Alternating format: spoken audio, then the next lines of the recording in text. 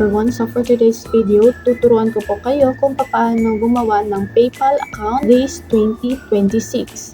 So kung bago ka pa lang dito sa aking channel, i-click mo na ang subscribe button, pati na rin ang notification bell kasi nag-upload ako dito ng mga tips at tutorials na pwede nating matutunan at pwede nating magamit. So let's start!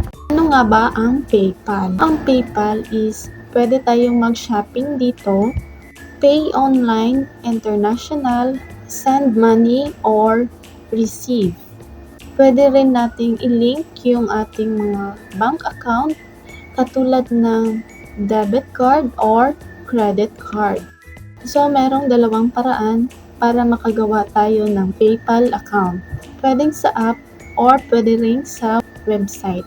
So, sa akin, sa website na ako gagawa ng PayPal account. So, ang unang gagawin ay pumunta lang tayo sa ating browser. Dito sa search bar, i-type natin ang paypal.com. So, after that, dito na tayo mapupunta sa paypal.com. May nakalagay dito na login or sign up. So, i-click lang natin itong sign up. So, after maklik ang sign up, dito na tayo mapupunta. Nakalagay personal or business. So, pipili lang tayo dito kung yung ating PayPal account is for personal use or for business use.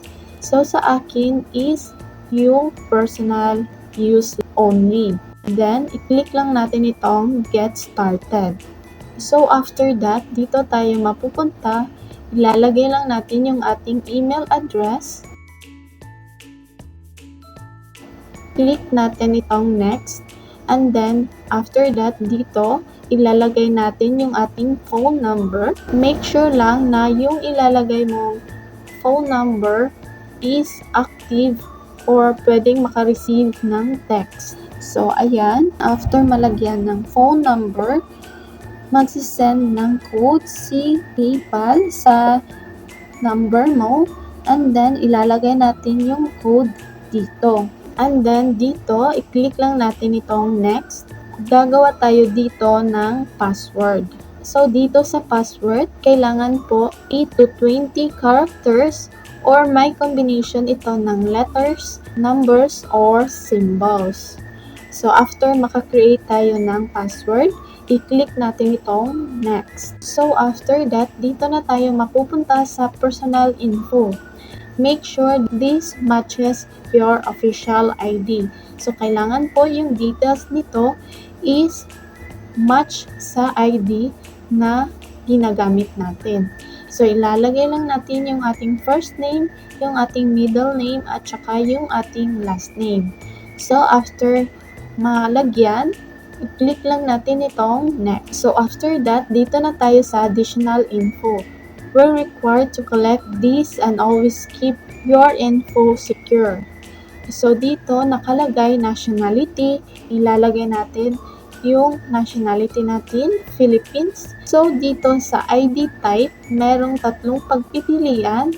Meron ditong national ID, passport, at driver's license. Sa akin, ipipiliin ko itong driver's license. Then dito, ilalagay lang natin yung ID number ng ating driver's license. After that, dito sa baba, ilalagay natin yung ating date of birth or yung ating birth date. Ilalagay mo dito yung month, day, and also the year. So, after that, okay na. I-click lang natin itong next. Dito na tayo sa your address.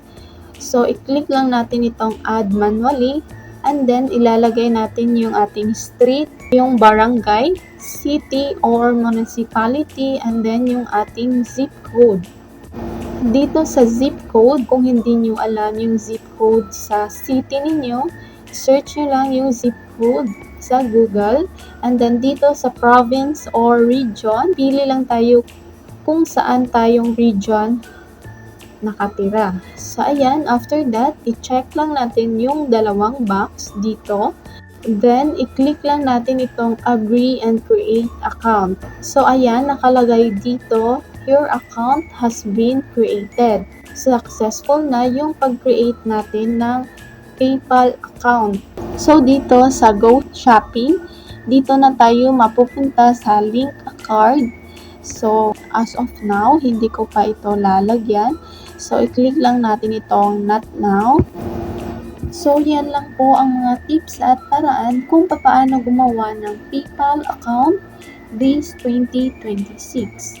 So, dito na lang po nagtatapos yung ating video. Sana ay may natutunan kayo. So, kung nagustuhan yung aking video, please don't forget to like, share, comment, and subscribe for more tips and tutorials. Thank you for watching. God bless and bye-bye!